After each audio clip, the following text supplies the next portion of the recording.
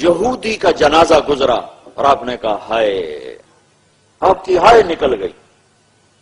انہوں نے کہا جی یہودی ہے یہودی. کہا اسی پہ تو ہائے کر رہا ہوں کہ ہائے میں اسے کلمہ نہ سمجھا سک اور یہ جہنم میں چلا گیا.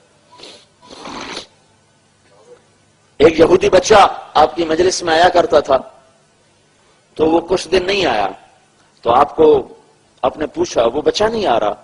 کہا جی وہ بیمار ہے. کہاں رہتا تھا؟ بنو قریظہ میں.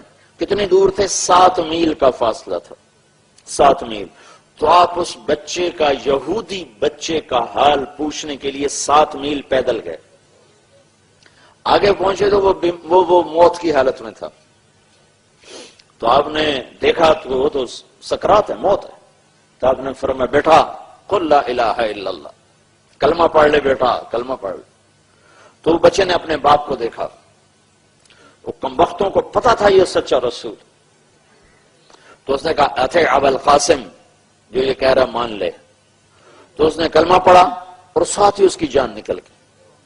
تو اللہ کے نبی کا چہرہ خوشی سے ایسے گلاب بن گیا.